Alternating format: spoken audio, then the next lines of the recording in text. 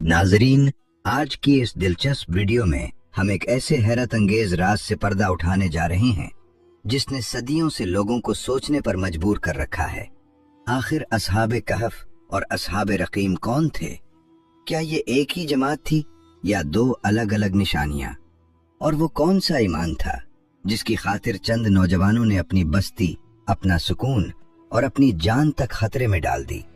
जरा तसव्वुर कीजिए, एक जालिम दौर, एक गुमराह मुआशरा और उसके दरमियान चंद ऐसे नौजवान जिन्होंने बातिल के सामने झुकने के बजाय एक गार का रास्ता चुन लिया। मगर वो गार सिर्फ एक पनाहगाह न बनी, बल्कि अल्लाह की कुदरत का ऐसा जिंदा मोजिजा बन गई जिसने वक्त को भी हैरान कर दिया। मोहतरम दोस्तों, आज हम जानेंगे रकीम का असल मतलब क्या है, उन नौजवानों की तादाद क्या थी, उनके नाम क्या बयान किए जाते हैं और वो वफादार कुत्ता कौन था जो उनके साथ गार के दहाने पर बैठा रहा। साथ ही हम ये भी समझेंगे कि कुरान करीम ने इस वाक़े को क्यों बयान फरमाया और इसमें हमारे ईमान के लिए क्या पैगाम छुपा है। तो आखिर तक हमारे साथ रहिए, क्योंकि ये वाक़या सिर्फ एक किस्सा नहीं बल्कि यकीन, सब्र और अल्लाह की बेमिसाल कुदरत की एक ज़बरदस्त निशानी है।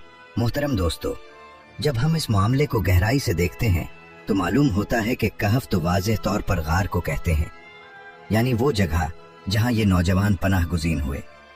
लेकिन रकीम एक ऐसा लफ्ज़ है जिसने सदियों से अहले इल्म को गौर व फिक्र में डाल रखा है। कुछ उलमा की राय है कि ये उस बस्ती का नाम था जहां से ये ईमान वाले नौजवान निकले थे, जबकि बाज कहते हैं कि ये उस पत्थर या चट्टान को कहा गया है जो गार के दहाने पर मौजूद थी। और एक और दिलचस्प राय ये भी है कि रकीम दरअसल उस तख्ती या तहरीर का नाम था जिसमें उनके नाम और उनका वाक़या महफूज किया गया था, ताकि आने वाली नस्लें इससे सबक हासिल कर सकें। नाजरीन, रकीम के बारे में अगर मुख्तलिफ अक़वाल पर गौर किया जाए तो इनमें सबसे ज्यादा मजबूत और मोतबर कौल वो मालूम होता है जो हजरत अब्दुल्लाह बिन अब्बास रज़ी अल्लाह ताला अन्हुमा से मनकूल है। इसके मुताबिक रकीम से मुराद तांबे की वो तख्ती थी जिस पर असहाबे कहफ के हालात, उनके नाम और उनके वाक़े की तफसील लिखी गई थी। यानी ये सिर्फ एक लफ्ज नहीं था बल्कि एक ऐसी तहरीर थी जिसमें उस दौर के लोगों ने इस गैर मामूली वाक़े को महफूज कर दिया था ताकि वो उनकी तारीख का हिस्सा बन जाए। रिवायात से ये बात भी सामने आती है कि उस वक्त की काफिर कौम ने उन नौजवानों के बारे में बाकायदा इंदराज किया था कि वो कब अपनी बस्ती से निकले, कितने अफराद थे, उनका पस मंजर क्या था और वो कौन लोग थे जो अचानक उनकी नजरों से ओझल हो गए। इससे अंदाजा होता है कि वो कोई बिल्कुल सादा और बेतरतीब कौम न थी, बल्कि वाक़यात, हादसात और अहम अहवाल को लिखने और महफूज करने का एक बाकायदा तरीका रखती थी। गोया असहाबे कहफ का मामला उनके नजदीक इतना गैर मामूली था कि उसे महज एक वाक़या समझकर छोड़ न दिया गया, बल्कि उसे तारीख की सूरत दे दी गई। मगर मोहतरम दोस्तों, यहाँ एक निहायत अहम सवाल पैदा होता है कि आखिर कुरान मजीद में असहाबे कहफ का ये वाक़या बयान करने की क्या हिकमत थी। तो इस बात को समझने के लिए उस जमाने के माहौल को जहन में लाना होगा। अहले मक्का के वहम गुमान में भी ये बात न थी कि कुरैश के मुअज़्ज़ज़ खानदान से ताल्लुक़ रखने वाले जनाब अब्दुल मुत्तलिब के पोते हजरत मोहम्मद बिन अब्दुल्लाह सल्लल्लाहु अलैहि व आलिहि वसल्लम एक दिन इस कदर खुले अंदाज में अपने आबा व अजदाद के दीन के मुकाबले में एक अल्लाह की इबादत की दावत पेश फरमाएंगे। जब ये ऐलान हक मजमा आम में जबल सफा की बुलंदी से सामने आया तो ये मंजर सबके लिए चौंका देने वाला था। यहूद व नसारा भी इसे हैरत से देख रहे थे, जबकि कुरैश के अंदर गुस्से, बेचैनी और खौफ की एक शदीद लहर दौड़ गई। उन्हें ये खतरा महसूस होने लगा कि अगर ये दावत आगे बढ़ गई तो उनकी पुरानी बरतरी, कबायली सरदारी, दौलत, इज्जत, शुहरत, सियासी असर व रसूख और उनका कारोबारी निज़ाम सब कुछ हिलकर रह जाएगा। और कुरैश के लिए सबसे ज्यादा मुश्किल बात यह थी कि जिस शख्सियत से वो मोहब्बत भी रखते थे, जिसकी दयानत व अमानत के खुद मोतरिफ थे, अब वही शख्सियत उनके बातिल निज़ाम के बिलमुकाबिल हक की आवाज बनकर खड़ी हो गई थी। मगर अब मसला ये था कि जिस हस्ती को वो बरसों से सच्चा और अमानतदार मानते आए थे, आखिर उसी की मुखालिफत किस बुनियाद पर करें, उसे झुटलाएं तो कैसे झुटलाएं। मोहतरम दोस्तों, इसी कशमकश के दौरान नजर बिन हारिस सामने आया, जो बड़ा तजुर्बाकार, निहायत मक्कार, दुनिया देखा हुआ और बातों का बहुत माहिर शख्स था। उसे पिछली कौमों, बादशाहों और पुराने वाकयात का भी काफी इल्म था। इसीलिए उसने कुरैश के सरदारों से कहा, तुम लोग अपने आप को हजरत मोहम्मद सल्लल्लाहु अलैहि वसल्लम के मामले में बहुत ज्यादा अक्लमंद न समझो। तुम ही वो लोग हो जो उनकी जवानी के जमाने में उन्हें सादिक और अमीन कहा करते थे। तुम उनकी बात पर भरोसा करते थे, उनके किरदार की गवाही देते थे। मगर आज जब उन्होंने नबूवत का ऐलान किया है तो कभी तुम उन्हें झूठा कहते हो, कभी शायर और कभी काहिन करार देते हो। नजर बिन हारिस ने मजीद कहा, ए अहले मक्का, मेरी बात गौर से सुनो। मैंने बहुत से इलाकों का सफर किया है। मैंने जादूगरों को भी देखा है, काहिनों को भी पहचाना है और शायरों की महफिलों को भी करीब से समझा है।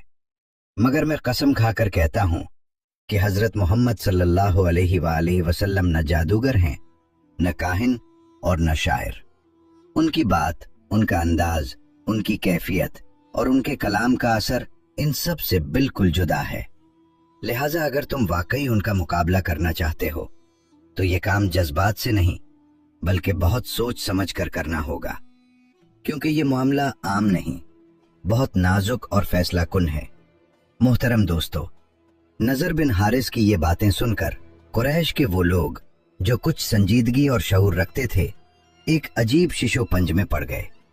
एक तरफ वो हजरत मोहम्मद सल्लल्लाहु अलैहि वसल्लम की सच्चाई, अमानत और पाकीज़ा किरदार को जानते थे और दूसरी तरफ उनके दिलों में अपने आबाई निजाम के बिखरने का खौफ भी बैठा हुआ था। बहुत गौर व फिक्र, आपस की मुशावरत और लंबी सोच विचार के बाद आखिरकार उन्होंने ये फैसला किया कि इस मामले में मदीना के यहूदी उलमा से राय ली जाए, क्योंकि वो आसमानी किताबों के जानने वाले समझे जाते थे और उनके पास अंबियाए साबिकीन के वाकयात का भी इल्म था। चुनाचे कुरैश ने अपने दो नुमाइंदे मदीना की तरफ रवाना किए। एक नजर बिन हारिस था और दूसरा अकबा बिन अबी मुआयत। ये दोनों वहां पहुंचे और यहूदी उलमा के सामने हजरत मोहम्मद सल्लल्लाहु अलैहि वसल्लम का मामला रखकर मशवरा तलब किया। यहूदी उलमा ने कहा, अगर तुम वाकई ये जानना चाहते हो कि वो अल्लाह के सच्चे नबी हैं या नहीं तो उनसे 3 सवालात करो। अगर वो इन सवालों के दुरुस्त जवाब दे दें तो समझ लेना कि वो वाकई अल्लाह के सच्चे नबी और रसूल हैं, और अगर जवाब न दे सकें तो फिर तुम्हारे लिए फैसला आसान हो जाएगा। फिर उन्होंने पहला सवाल ये बताया कि उनसे पूछो वो नौजवान कौन थे। चुनाचे उन उलमा ने 3 सवालात तय किए। पहला ये कि उन नौजवानों के बारे में पूछो जो कदीम जमाने में अपने शहर से निकल गए थे। दूसरा, उस शख्स के मुतल्लिक सवाल करो जिसने मशरिक से मगरिब तक पूरी जमीन का सफर किया। और तीसरा सवाल रूह के बारे में करना कि आखिर वो क्या चीज है। मोहतरम दोस्तों, याद रखने वाली बात यह है कि ये तीनों सवालात आम नौइयत के ना थे, बल्कि अहले किताब यानी यहूदियों और ईसाइयों की कदीम रिवायात और तारीख से जुड़े हुए थे। हिजाज के इलाके में ना तो इन वाकयात का कोई खास चर्चा था और ना ही आम लोगों को इनकी तफसील मालूम थी। इसी वजह से ये सवालात बतौर इम्तिहान मुंतखब किए गए थे ताकि ये वाज़ेह हो जाए कि आया हजरत मोहम्मद सल्लल्लाहु अलैहि वसल्लम के पास वाकई कोई गैबी जरिया इल्म है या ये सब महज एक दावा है। चुनाचे नजर बिन हारिस और अकबा बिन अबी मुआयत ये सवालात लेकर मदीना मुनव्वरा से वापस आए और कुरैश के सरदारों को बड़ी उम्मीद और जोश के साथ ये सारी बात बताई। उन्होंने कहा, अब फैसला करीब है। अब मालूम हो जाएगा कि हजरत मोहम्मद सल्लल्लाहु अलैहि वसल्लम वाकई अल्लाह के नबी हैं या नहीं। फिर कुरैश का एक वफ्द इन सवालात को लेकर बारगाह रिसालत में हाजिर हुआ। जब ये सवालात पेश किए गए तो हजरत मोहम्मद सल्लल्लाहु अलैहि वसल्लम ने उन्हीं सुनकर फरमाया कि मैं तुम्हें इनका जवाब कल दूंगा। यहाँ एक निहायत अहम और ईमान अफरोज पहलू सामने आता है, क्योंकि उसके बाद अल्लाह ताला ने अपने महबूब सल्लल्लाहु अलैहि वसल्लम पर वही नाजिल फरमाई और इन तमाम सवालात के जवाबात قرآن مجید فرقان حمید کی سورہ الکہف میں نہایت واضح اور حکمت کے ساتھ بیان فرما دیے۔ لیکن محترم دوستو، ہماری آج کی گفتگو کا محور یہ نہیں کہ تینوں سوالات کے جوابات تفصیل سے بیان کیے جائیں، بلکہ ہم صرف اس پہلے سوال پر توجہ دیں گے جو ان نوجوانوں کے بارے میں تھا۔ وہ نوجوان جو اپنے ایمان کو بچانے کے لیے اپنی بستی، اپنا ماحول اور اپنی آرام دہ زندگی چھوڑ کر نکل کھڑے ہوئے۔ یہی وہ لوگ ہیں جنہیں ہم اصحاب کہف کے نام سے جانتے ہیں۔ ناظرین گرامی، یہ واقعہ اس دور کا ہے جب حضرت عیسیٰ علیہ السلام دنیا میں تشریف لائے تھے۔ اللہ تعالیٰ نے آپ علیہ السلام کو دین حق کی دعوت دینے کے لیے اس خطے میں مبعوث فرمایا جو آج کے دور میں فلسطین کے نام سے جانا جاتا ہے۔ اس زمانے میں یہ علاقہ عظیم رومی سلطنت کے زیر اقتدار تھا اور وہاں کے اکثر لوگ بت پرستی میں مبتلا تھے۔ اسی خطے میں ایک یہودی بادشاہ بھی حکمرانی کر رہا تھا جو دراصل رومن امپائر کے ماتحت رہ کر اپنی حکومت چلا رہا تھا، اور یہی وہ ماحول تھا جہاں سے اس ایمان افروز واقعے کی ابتدا ہونے والی تھی۔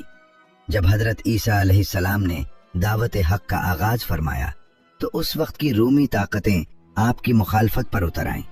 حالات یہاں تک پہنچے کہ آپ کو گرفتار کرنے کی کوشش کی گئی اور آپ کو سولی دینے کا ارادہ کیا گیا، مگر اللہ تعالیٰ نے اپنے حکم سے آپ علیہ السلام کو زندہ آسمان کی طرف اٹھا لیا اور دشمن اپنے منصوبے میں ناکام رہ گئے۔ اس واقعے کے کچھ ہی عرصے بعد یہودیوں نے رومی حکومت کے خلاف بغاوت کر دی، جس کا انجام نہایت ہولناک نکلا۔ رومی بادشاہ نے غصے میں آ کر یروشلم اور پورے فلسطین پر حملہ کر دیا۔ شہر اجاڑ دیے گئے، بستیاں مٹا دی گئیں، یہاں تک کہ بیت المقدس کو بھی مسمار کر دیا گیا۔ تاریخ بتاتی ہے کہ اس ظلم و بربریت کے دوران تقریباً 1.5 لاکھ یہودی قتل کر دیے گئے، اور جو زندہ بچ گئے وہ اپنی جانیں بچا کر اس سرزمین سے نکلنے پر مجبور ہو گئے۔ البتہ حضرت عیسیٰ علیہ السلام کے ماننے والے، یعنی وہ لوگ جو دین حق پر قائم تھے، وہیں باقی رہے، اور یہی وہ طبقہ تھا جس پر بعد میں سخت آزمائش آنے والی تھی۔ چنانچہ اس وقت کے بادشاہ نے، جو رومی اقتدار کے زیر سایہ اپنی حکومت چلا رہا تھا، عیسائیوں پر ظلم و ستم کا ایک نیا باب شروع کر دیا۔ محترم دوستو، یہ تقریباً 250 عیسوی کا زمانہ تھا جب ایک ظالم بادشاہ، جسے تاریخ میں دقیانوس کے نام سے یاد کیا جاتا ہے، اپنے اقتدار کے نشے میں چور تھا۔ اس کے حکم سے شہر افسس کے باہر ہر سال ایک بڑا مذہبی میلہ منعقد کیا جاتا تھا، جہاں کھلے عام بت پرستی کی جاتی، طرح طرح کی خرافات پیش کی جاتی اور جانوروں کے خون سے عجیب و غریب رسومات ادا کی جاتی۔ بادشاہ کا حکم تھا کہ ہر شخص اس میلے میں شریک ہو اور بتوں کے آگے سر جھکائے، اور جو کوئی اس سے انکار کرے یا ذرا سی بھی ہچکچاہٹ دکھائے، اسے فوراً موت کے گھاٹ اتار دیا جاتا۔ اسی ماحول میں اس سال کچھ نوجوان بھی اس میلے میں آئے۔ یہ عام لوگ نہیں تھے، بلکہ اپنی قوم کے سمجھدار اور نمایاں افراد میں شمار ہوتے تھے۔ جب ان نوجوانوں نے اپنی ہی قوم کو پتھر کے بے جان بتوں کے سامنے سجدہ کرتے دیکھا، ان کے سامنے خون کے نذرانے پیش ہوتے دیکھے اور ان رسومات کو دیکھا جن میں نہ عقل تھی نہ حقیقت، تو ان کے دلوں میں ایک عجیب بے چینی پیدا ہوئی۔ انہیں یہ سب کچھ انتہائی بے معنی، بے وقت اور سراسر گمراہی محسوس ہونے لگا، اور یہی وہ لمحہ تھا جہاں سے ایک خاموش بغاوت نے جنم لینا شروع کیا، اور پھر اللہ تعالیٰ کی قدرت کا ایک عجیب منظر سامنے آیا۔ ہزاروں لوگوں کے اس مجمع میں سے چند دل ایسے چن لیے گئے جن میں اچانک بت پرستی کے خلاف شدید نفرت پیدا ہو گئی۔ یہ کوئی عام کیفیت نہ تھی، بلکہ دلوں کے اندر ایک خاموش انقلاب شروع ہو چکا تھا۔ چنانچہ ان میں سے ایک نوجوان میلے کی ہنگامہ خیزی سے نکل کر دور ایک درخت کی گھنی چھاؤں میں جا بیٹھا، جیسے وہ خود کو اس ماحول سے الگ کرنا چاہتا ہو۔ ابھی کچھ ہی وقت گزرا تھا کہ ایک اور نوجوان وہاں آ کر اس کے پاس بیٹھ گیا۔ پھر آہستہ آہستہ یہ تعداد بڑھتی گئی، یہاں تک کہ وہاں 7 نوجوان جمع ہو گئے۔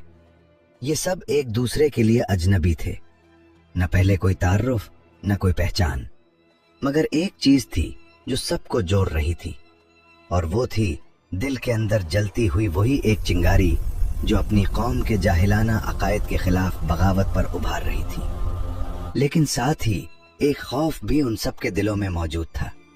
हर एक के दिल में ये खदशा था कि अगर किसी को मेरे ख्यालात का पता चल गया तो वो फौरन बादशाह तक खबर पहुंचा देगा और फिर मेरी जान खतरे में पड़ जाएगी। इसी कश्मकश, इसी खामोशी और इसी खौफ के साए में काफी वक्त गुजर गया। फजा पर एक अजीब सन्नाटा तारी हो गया, जैसे हर कोई कुछ कहना चाहता हो मगर हिम्मत न कर पा रहा हो। बिलाखिर उनमें से एक नौजवान को अल्लाह ताला ने जुरात अता फरमाई। उसने खामोशी तोड़ी और कहा, भाइयों, हमारी कौम जिन पत्थर के बुतों के सामने झुक रही है, ये सब बातिल है, ये सरासर गुमराही है। ये बेजान चीजें हमारे माबूद नहीं हो सकती। हमारा रब तो सिर्फ एक है, वही जो आसमान और जमीन का मालिक है, जिसका कोई शरीक नहीं। उसके ये अल्फाज गोया बाकी सबके दिलों की आवाज थे, जैसे हर दिल में यही बात छुपी हुई थी मगर जबान तक न आ रही थी। फिर क्या था, चंद ही लम्हों में वो सब एक दूसरे के करीब आ गए। अजनबी होने के बावजूद ऐसे जुड़ गए जैसे बरसों की दोस्ती हो, और यूं वो सब एक सच्चे मकसद पर मुत्तहिद हो गए। चुनाचे उन्होंने फैसला किया कि वो अपनी कौम के बातिल निजाम से अलग हो जाएंगे और सिर्फ एक अल्लाह की इबादत करेंगे। इस मकसद के लिए उन्होंने एक खुफिया इबादतगाह कायम की, जहां वो छुपकर अपने रब को याद करते। मगर हक का नूर कब तक छुपता। ज्यादा वक्त न गुजरा कि ये राज खुल गया और खबर आग की तरह पूरे शहर में फैल गई। लोग हैरान भी थे और शदीद गुस्से में भी। बातें होने लगीं कि इन नौजवानों को सजा दी जाए, उन्हें कत्ल कर दिया जाए। यहां तक कि एक दरबारी सीधा बादशाह के पास जा पहुंचा और उसने जाकर इत्तला दी कि ए बादशाह, शहर के चंद नौजवान बगावत पर उतर आए हैं। वो न सिर्फ बुतों के आगे झुकने से इनकार कर रहे हैं, बल्कि ये भी कहते हैं कि हम एक अल्लाह के सिवा किसी के सामने सर नहीं झुकाएंगे। जैसे ही ये खबर बादशाह तक पहुंची, उसके चेहरे का रंग बदल गया।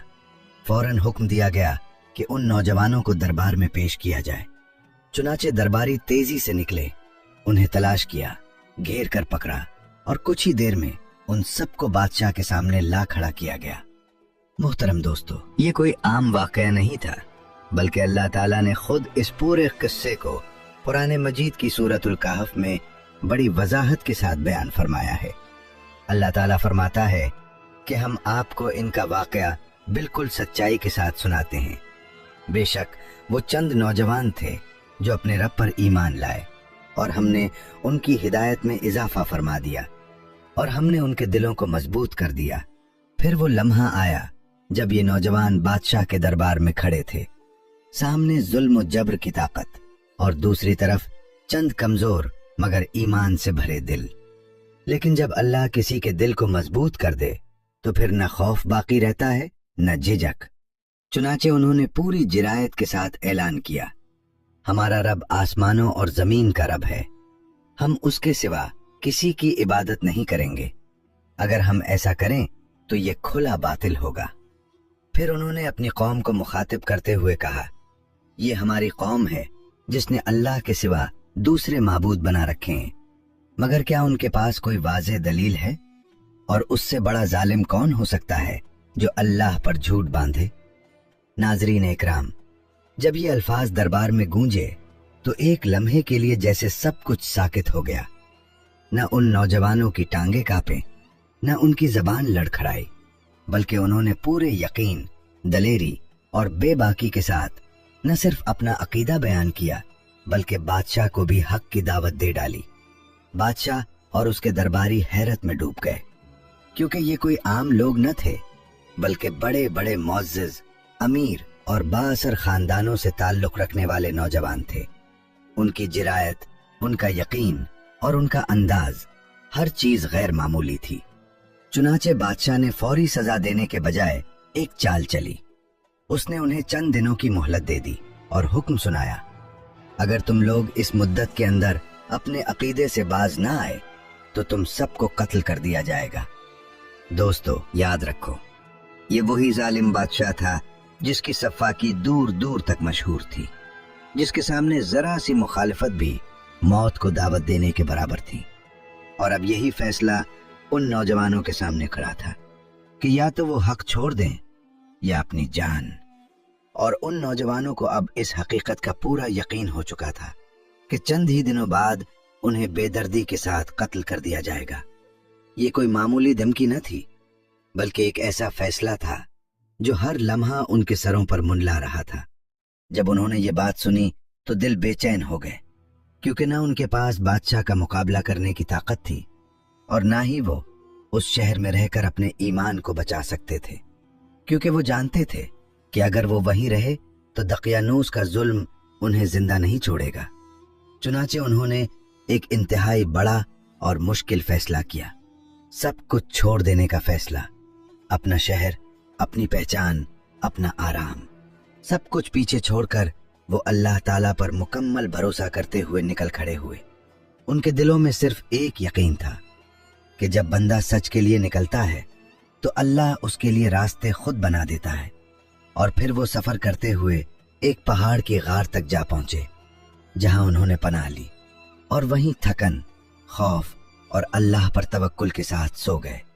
محترم دوستو، قرآن مجید فرقان حمید اس منظر کو یوں بیان کرتا ہے کہ جب وہ نوجوان غار میں داخل ہوئے تو انہوں نے اپنے رب سے دعا کی، اے ہمارے رب، ہمیں اپنی بارگاہ سے خاص رحمت عطا فرما اور ہمارے اس معاملے میں ہمارے لیے آسانی اور صحیح راستے کے اسباب پیدا فرما۔ یہ دعا صرف الفاظ نہ تھی، بلکہ ایک مکمل سپردگی تھی، ایک ایسا لمحہ جہاں انسان اپنی ہر طاقت چھوڑ کر صرف اللہ کے حوالے ہو جاتا ہے۔ پھر اللہ تعالیٰ نے اپنی قدرت کا ایسا مظاہرہ فرمایا جو عقل کو حیران کر دیتا ہے۔ ان نوجوانوں کو گہری نیند سلا دیا گیا، ایسی نیند جو عام نہ تھی بلکہ سالوں پر محیط تھی۔ ان کے کانوں پر پردہ ڈال دیا گیا تاکہ وہ کسی آواز سے بیدار نہ ہوں، اور وہ اسی حالت میں لمبے عرصے تک سوتے رہے۔ پھر ایک وقت آیا جب اللہ نے انہیں بیدار کیا تاکہ یہ ظاہر ہو جائے کہ وہ کتنی مدت وہاں ٹھہرے رہے اور لوگوں کے درمیان اس معاملے کی حقیقت واضح ہو جائے۔ دوستو، وہ غار کوئی عام جگہ نہ تھی بلکہ ایک ایسی سنسان اور محفوظ جگہ تھی جہاں نہ لوگوں کا آنا جانا تھا اور نہ ہی کوئی ان تک آسانی سے پہنچ سکتا تھا۔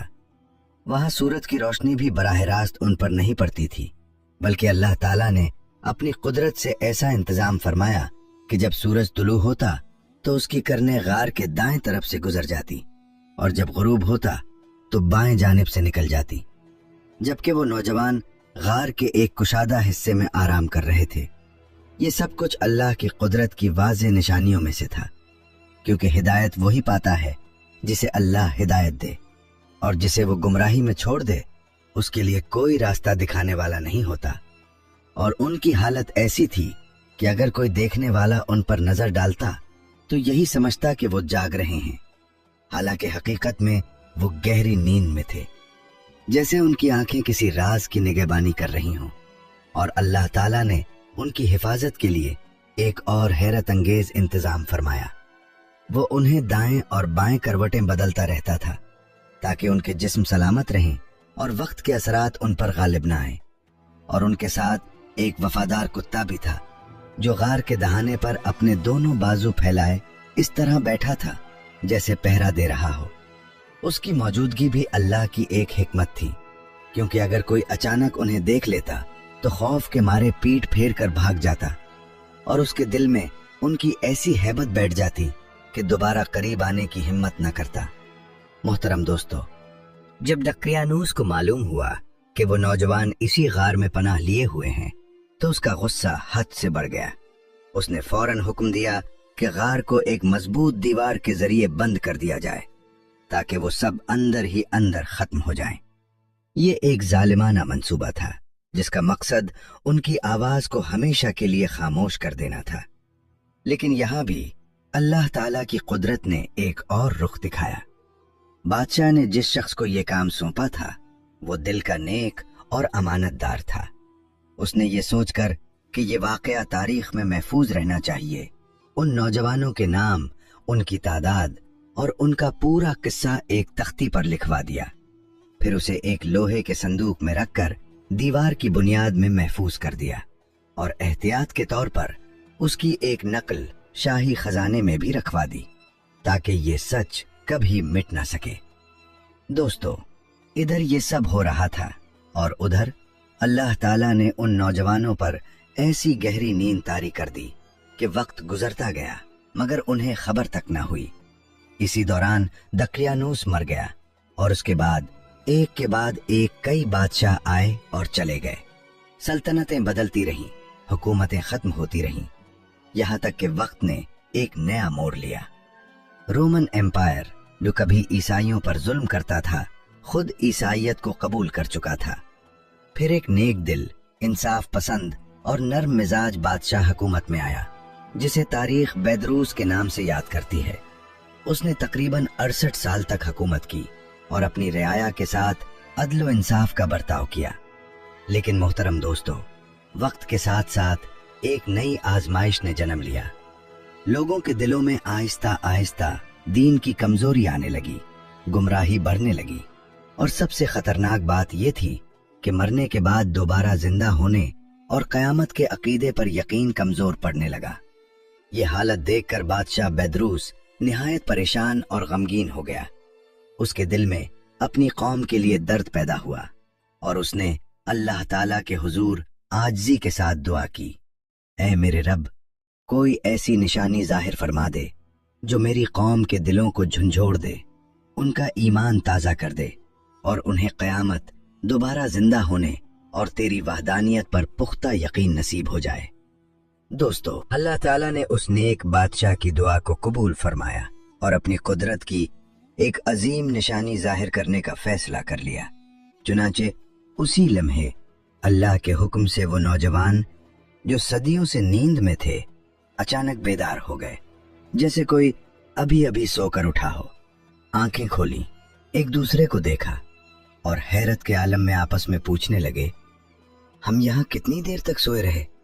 کسی نے اندازہ لگایا کہ شاید ایک دن، کسی نے کہا شاید اس سے بھی کم۔ پھر خود ہی اس بحث کو ختم کرتے ہوئے کہنے لگے، چھوڑو اس بات کو، اللہ ہی بہتر جانتا ہے کہ ہم یہاں کتنی دیر رہے ہیں۔ انہیں ابھی تک یہی گمان تھا کہ وہی پرانا ظالم بادشاہ زندہ ہے اور وہی خطرہ ان کے سروں پر منڈلا رہا ہے جس سے بچنے کے لیے وہ غار میں آئے تھے۔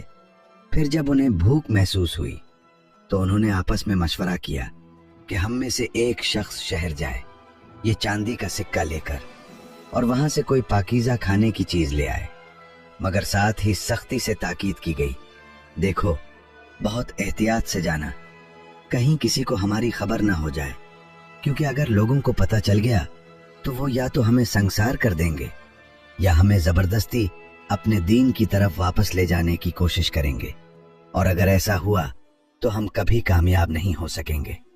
محترم دوستو، روایات میں آتا ہے کہ اس نوجوان کا نام یملیخا تھا اور یہی وہ شخص تھا جسے یہ ذمہ داری دی گئی۔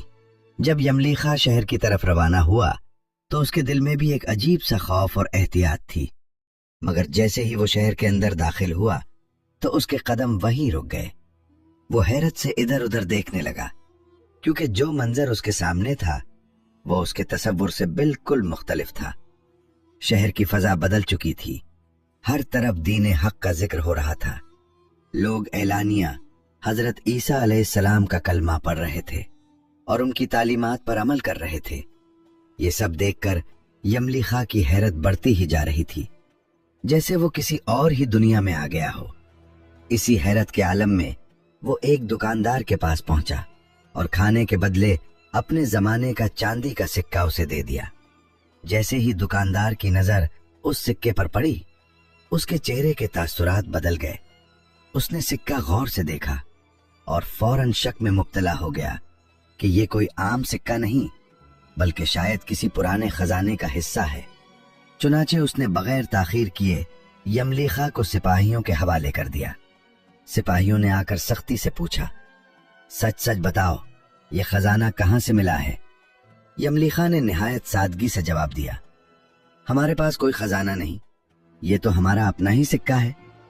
لیکن سپاہیوں نے حیرت سے ایک دوسرے کی طرف دیکھا اور کہا، تم کیا کہہ رہے ہو؟ یہ سکے تو 300 سال پرانے ہیں۔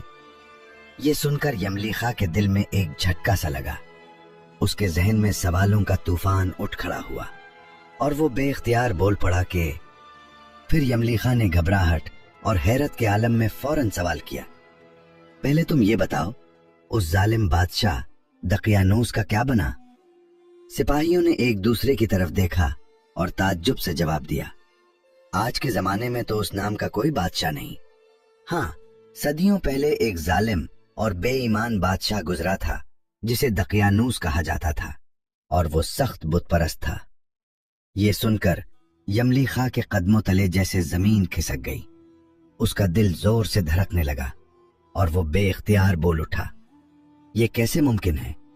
ہم تو کل ہی اس شہر سے اپنا ایمان بچا کر نکلے تھے، میں اور میرے ساتھی ایک قریبی غار میں پناہ لیے ہوئے ہیں، وہ سب ابھی بھی وہیں موجود ہے، اگر تمہیں یقین نہیں آتا تو میرے ساتھ چل کر خود دیکھ لو۔ مگر محترم دوستو، یملیخا کی یہ باتیں سپاہیوں کے لیے ناقابل یقین تھیں۔ انہوں نے سمجھا کہ شاید یہ شخص کوئی عجیب کہانی گھڑ رہا ہے یا کسی خزانے کا راز چھپانے کی کوشش کر رہا ہے، چنانچہ انہوں نے اس کی ایک نہ سنی اور اسے گرفتار کر کے سیدھا بادشاہ کے دربار میں پیش کر دیا۔ اب جو بادشاہ تھا وہ پہلے والوں کی طرح ظالم نہ تھا، بلکہ ایک نیک دل، انصاف پسند اور سنجیدہ حکمران تھا۔ اس نے اپنے خزانے میں محفوظ قدیم نوادرات اور تحریریں دیکھی ہوئی تھیں، اور ان میں ایک ایسی تختی بھی موجود تھی جس میں اصحاب کہف کے نام، ان کی تعداد اور ان کے غار میں جانے کا پورا واقعہ درج تھا۔ یہاں تک کہ بعض روایات میں یہ بھی بیان کیا جاتا ہے کہ خود اس ظالم بادشاہ دقیانوس نے انہیں اشتہاری مجرم قرار دے کر ان کے نام اور حالات لکھوا کر محفوظ کروائے تھے، تاکہ اگر وہ کہیں بھی نظر آئیں تو فوراً گرفتار کیے جا سکیں۔ گویا جو واقعہ انہیں مٹانے کے لیے لکھوایا گیا تھا وہی بعد میں ان کی پہچان بن گیا۔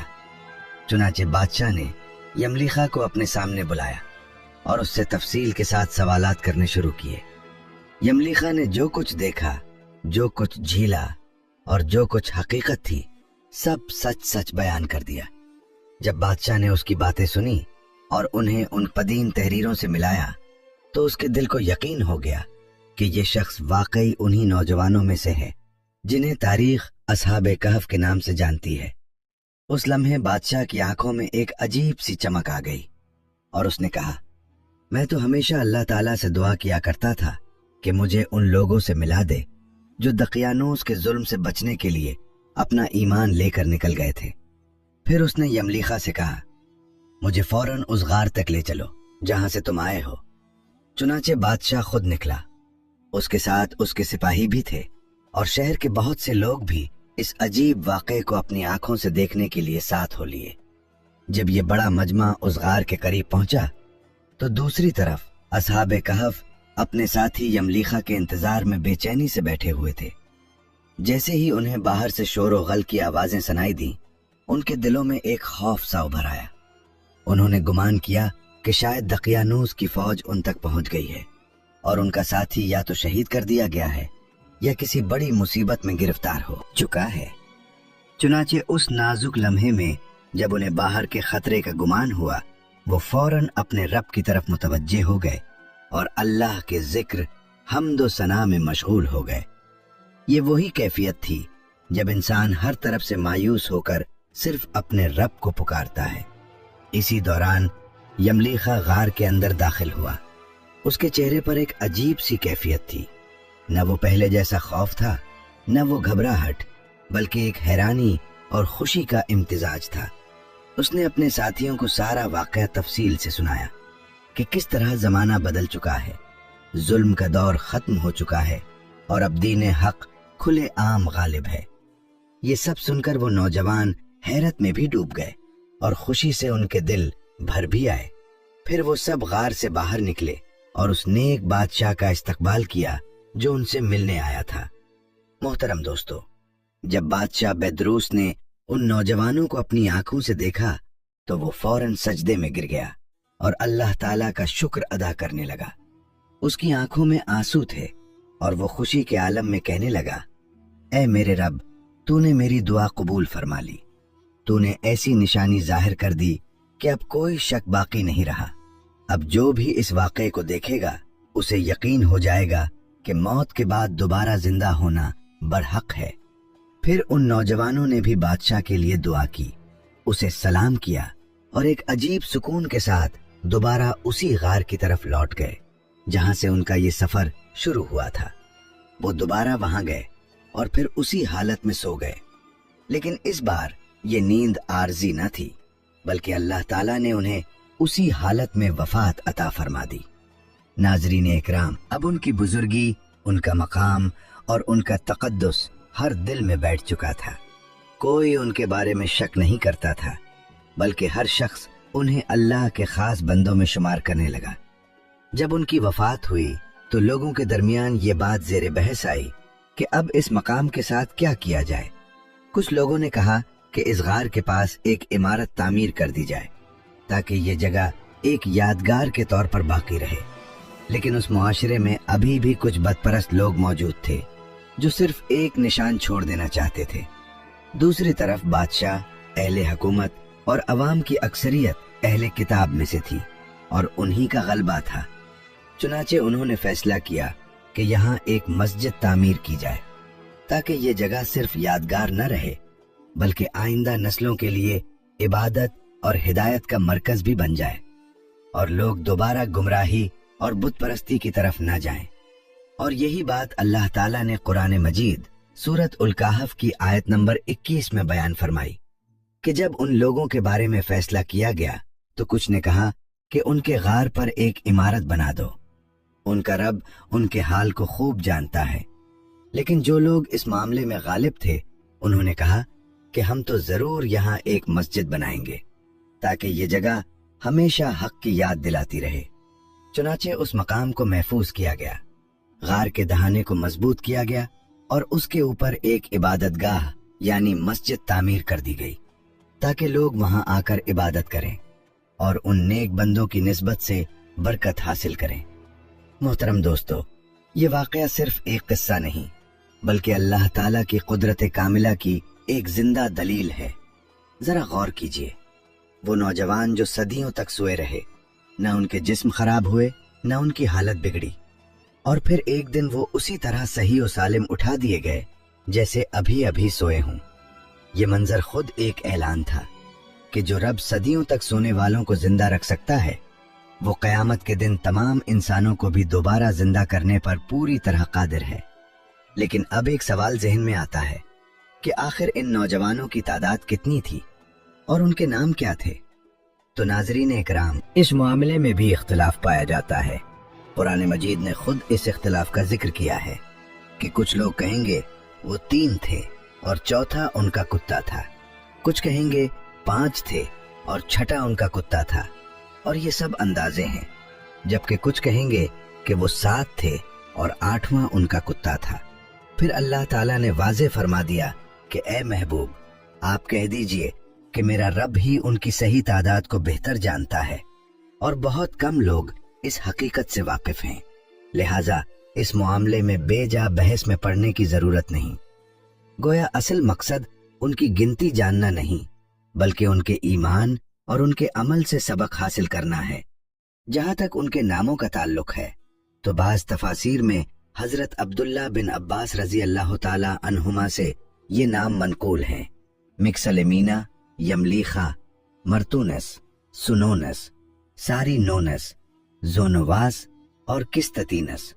जबकि 8वां उनका वफादार कुत्ता था जिसे कतमीर के नाम से याद किया जाता है। मोहतरम दोस्तों, इस पूरे वाक़े में उस कुत्ते का जिक्र भी बड़ी अहमियत रखता है जो उन नौजवानों के साथ रहा, गार के दहानाने पर बैठा, उनकी हिफाजत करता रहा और वफादारी की ऐसी मिसाल कायम की कि अपनी जान दे दी मगर अपनी जगह से ना हिला।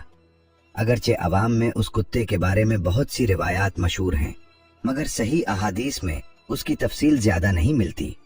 अलबत्ता बुजुर्गान दीन एक बड़ी खूबसूरत बात फरमाते हैं कि जिसने अल्लाह वालों का साथ इख्तियार किया, उनकी मोहब्बत में रहा और उनके करीब रहा, तो अल्लाह ताला ने उसे भी अपनी रहमत में शामिल फरमा लिया। मोहतरम दोस्तों, बुजुर्गान दीन एक निहायत खूबसूरत और गहरी बात फरमाते हैं कि जो शख्स नेक लोगों से मोहब्बत करता है, उनकी सोबत इख्तियार करता है और उनके करीब रहता है, तो अल्लाह ताला उसे भी उनकी नेकियों में हिस्सा अता फरमा देता है। यही वजह है कि उस वफादार कुत्ते ने जब असहाबे कहफ का साथ इख्तियार किया ان کی محبت میں ان کے ساتھ رہا تو اللہ تعالیٰ نے قرآن کریم میں اس کا ذکر بھی انہی کے ساتھ فرما دیا۔ یہ ایک بہت بڑا پیغام ہے کہ نسبت صالحین انسان کو کہاں سے کہاں پہنچا دیتی ہے۔ محترم دوستو، اب آخر میں سورہ الکہف کے چند فضائل بھی سن لیجئے تاکہ ہمیں عمل کی ترغیب حاصل ہو۔ حضرت علی رضی اللہ تعالی عنہ سے روایت ہے کہ جو شخص جمعہ کے دن سورہ کہف کی تلاوت کرے وہ 8 دن تک ہر فتنے سے محفوظ رہتا ہے، اور اگر دجال کا فتنہ ظاہر ہو جائے تو اس سے بھی حفاظت نصیب ہوتی ہے۔ اسی طرح مسند امام احمد میں حضرت سہل بن معاذ رضی اللہ عنہ سے روایت ہے کہ حضرت محمد صلی اللہ علیہ وآلہ وسلم نے ارشاد فرمایا، جو شخص سورہ کہف کی ابتدائی اور آخری آیات پڑھ لے اس کے قدم سے لے کر سر تک نور ہو جاتا ہے، اور جو پوری سورت کی تلاوت کرے اس کے لیے زمین سے آسمان تک نور ہی نور ہو جاتا ہے۔ مزید یہ کہ جمعہ کے دن اس سورت کی تلاوت کرنے سے ایک جمعہ سے دوسرے جمعہ تک کے گناہ معاف کر دیے جاتے ہیں۔ گویا یہ سورت صرف ایک واقعہ نہیں سناتی بلکہ ایک مکمل روحانی حفاظت اور نور کا ذریعہ بھی ہے۔ محترم ناظرین، اللہ تعالیٰ نے قرآن کریم میں اصحاب کہف کے واقعے کو جتنی تفصیل سے بیان فرمایا ہے وہی ہمارے لیے کافی ہے، کیونکہ اس میں نصیحت بھی ہے، ہدایت بھی، اور ایمان کو مضبوط کرنے کا سامان بھی۔ جبکہ غار کی صحیح جگہ یا شہر کی تعین نہیں فرمائی گئی، اس لیے کہ اس میں ہمارے لیے کوئی خاص دینی فائدہ نہیں تھا۔ اصل مقصد یہ ہے کہ ہم اس واقعے سے سبق حاصل کریں، اپنے ایمان کو مضبوط کریں، اور یہ سمجھیں کہ جو اللہ کے لیے کھڑا ہو جاتا ہے اللہ اسے کبھی تنہا نہیں چھوڑتا، بلکہ ایسے طریقے سے اس کی مدد فرماتا ہے کہ زمانہ بھی اس کے آگے سر جھکا دیتا ہے۔